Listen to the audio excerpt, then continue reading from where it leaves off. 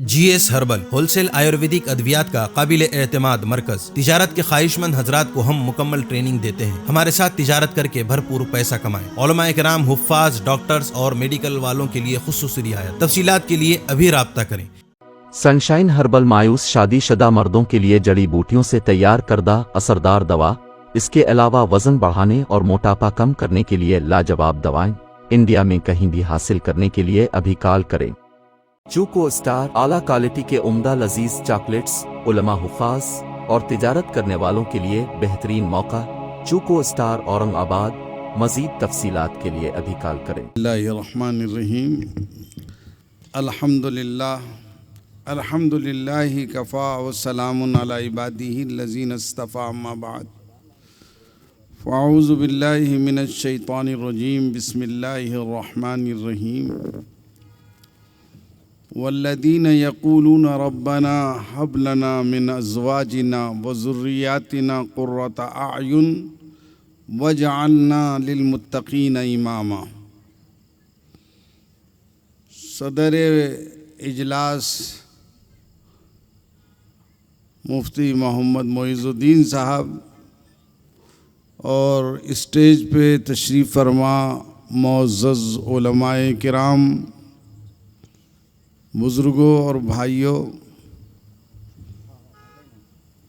बहुत देर से आप उलमाए किराम के खिताबात सुन रहे हैं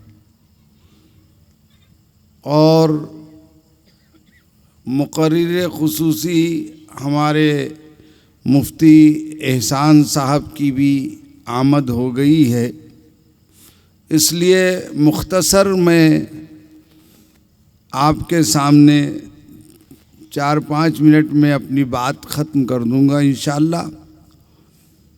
कि अल्लाह ने जो नेमतों से हमको नवाजा है उसमें सबसे बड़ी नेमत वो ईमान की और इस्लाम की दौलत।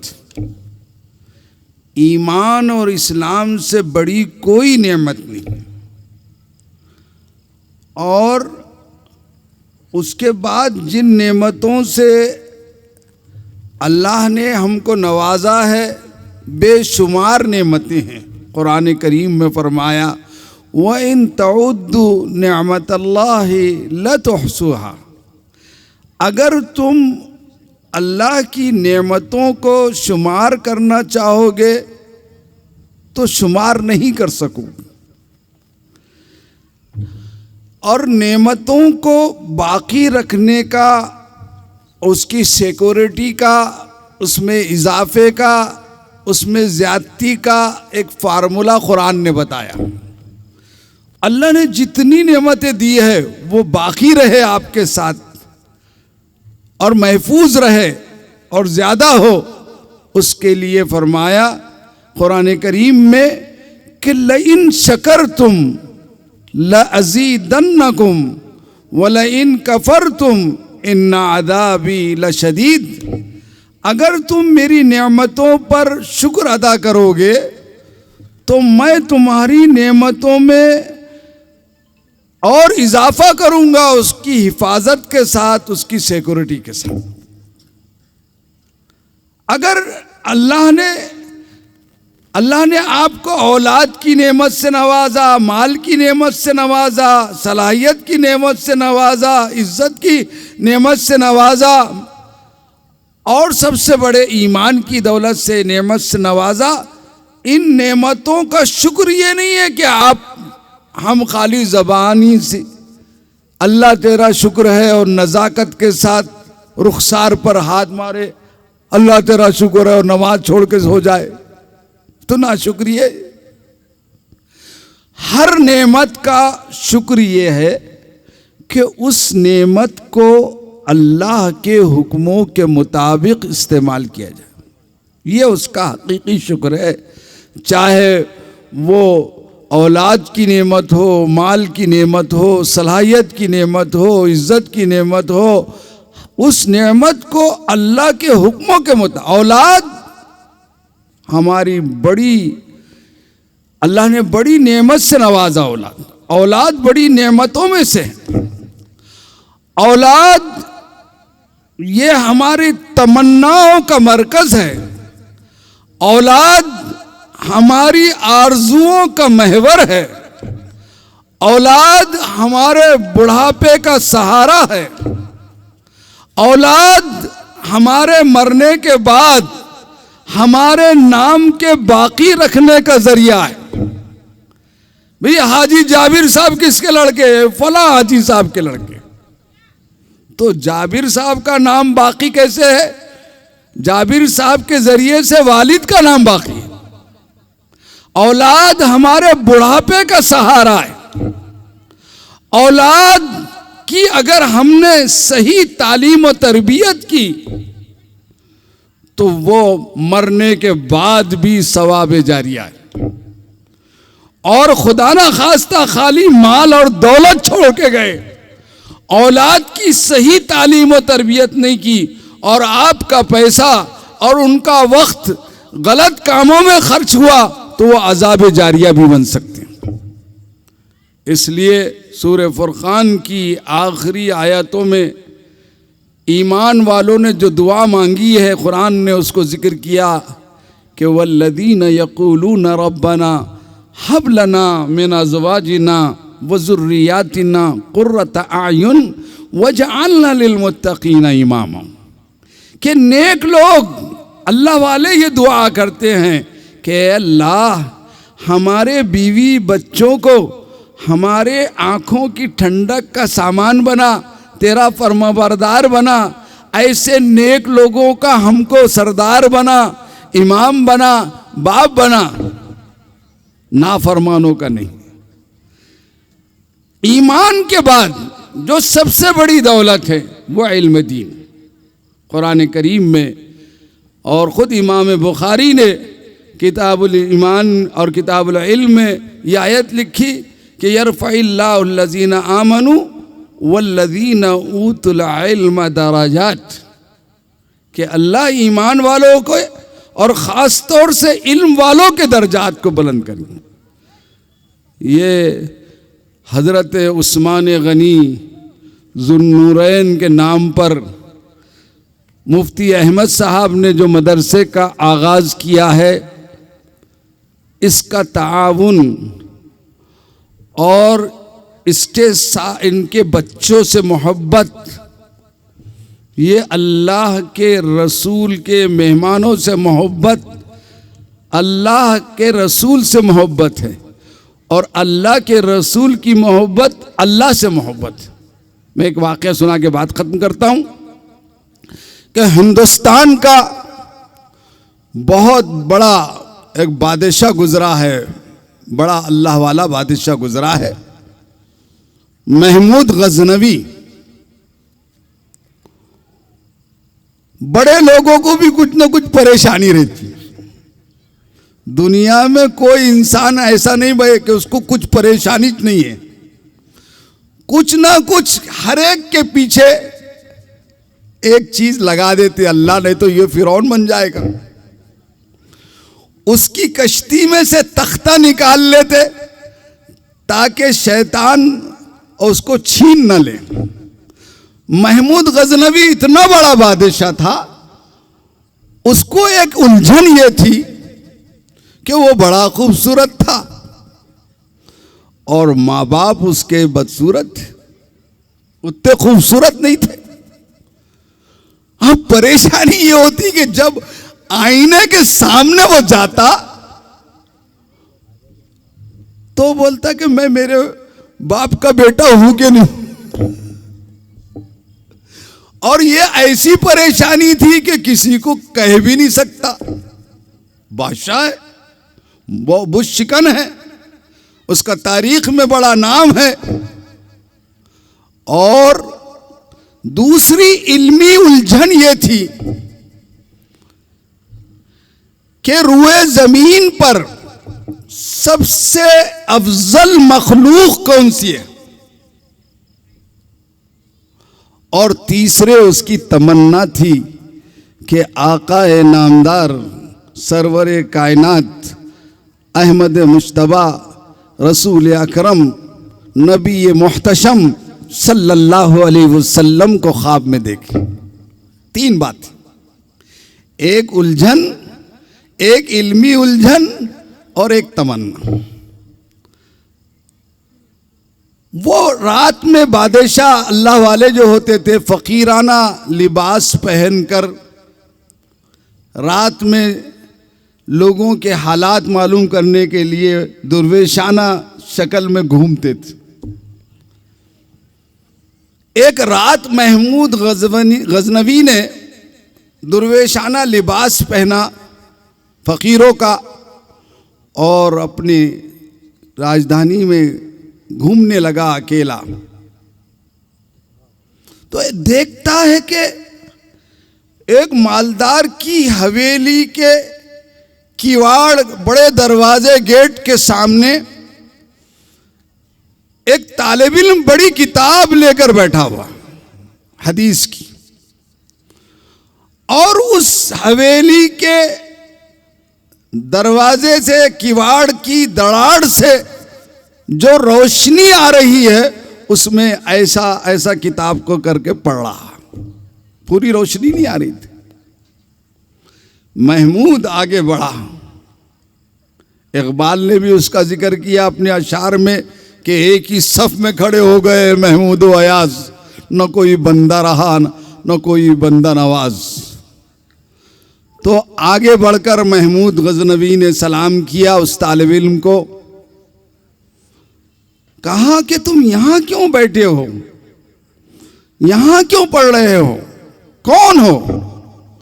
कहा कि इस शहर का जो मदरसा है बड़ा, मैं उसका तालिब इल्म हूं। हमारे मदरसे में रोशनी का रात में इंतजाम नहीं है, इसलिए मैं मुताला करने के लिए इस मालदार की हवेली के किवाड़ की दराड़ से जो रोशनी आ रही है उसमें मुड़ रहा हूं। उसने दिल में सोचा, महमूद तुफ है तेरी बादशाहत पर। सुबह हो रही थी, चला गया, फजर के बाद आराम किया और उठने के बाद जो सबसे पहला उसने फैसला लिया, हुक्म जारी किया कि उस मदरसे, दीनी मदरसे के अंदर 1 साल की रोशनी का इंतजाम कर दिया। दूसरी रात जाहिर है कि रात भर जागा था, दूसरी रात नींद जरूरी थी, सो गया जल्दी। आधी रात गुजरने के बाद आखिरी शब में नबी अकरम सल्लल्लाहु अलैहि वसल्लम की ज़ियारत होती है। हदीस में फरमाया, मोमिन का सच्चा ख्वाब नबूवत का 46वां हिस्सा है। अल्लाह के रसूल जब नबी बने, बुखारी शरीफ में कि शुरू में 6 महीने आप ख्वाब देखते थे और जा मिस्ल फलक सुबह, सुबह उसकी ताबीर आ जाती। तो आपकी नबूवत के साल 23 है और उसका डबल करे तो 46 होते हैं।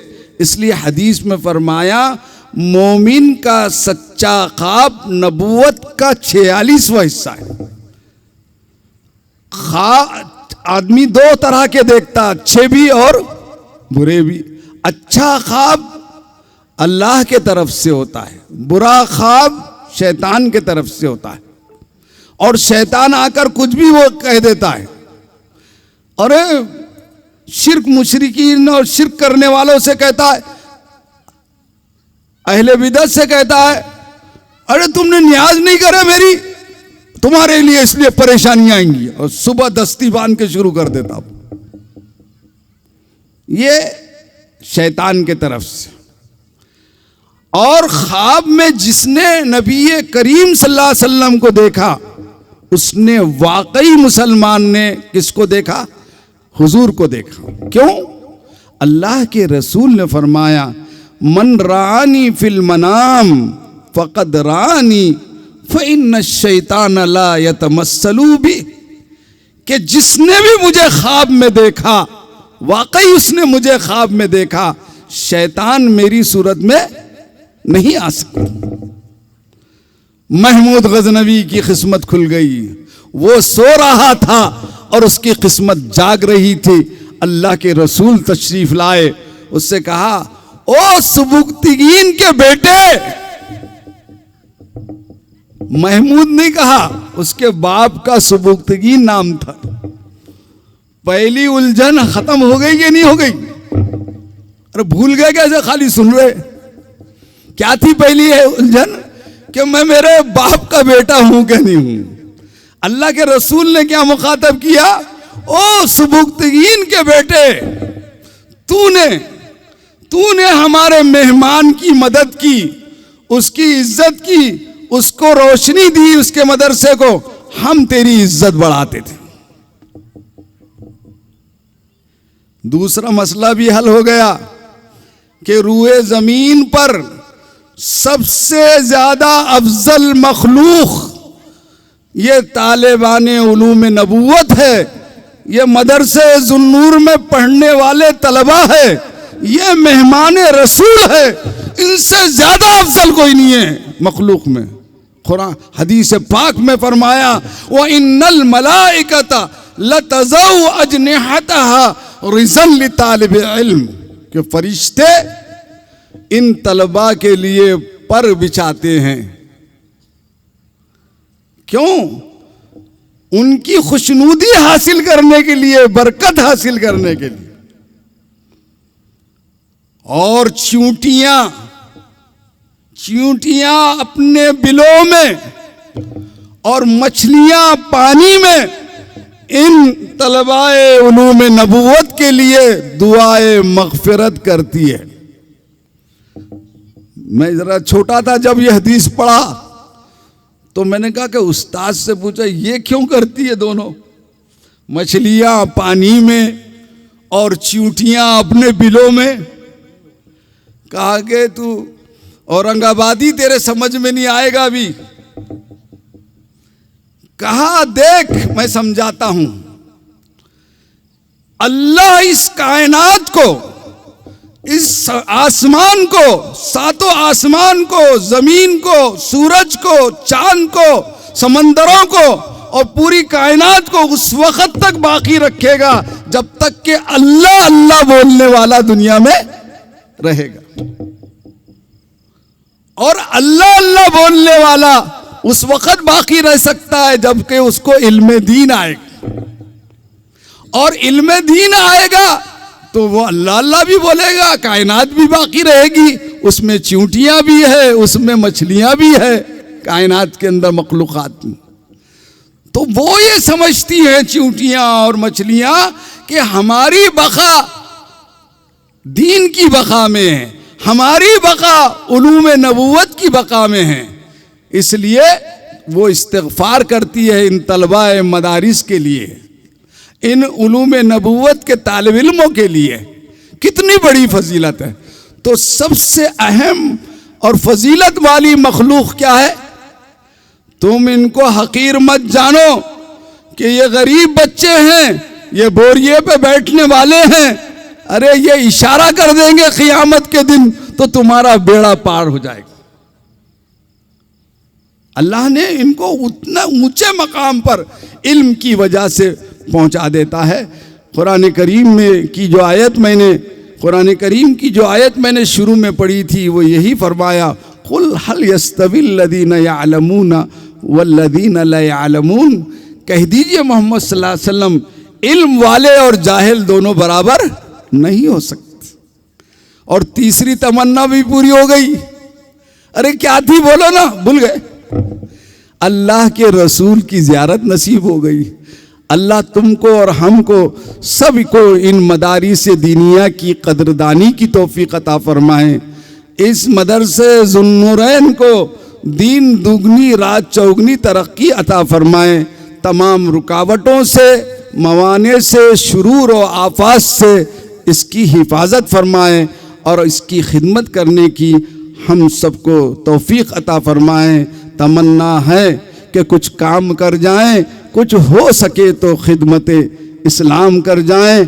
अल्लाह हमारी जो है तो दुआओं को कबूल फरमाए।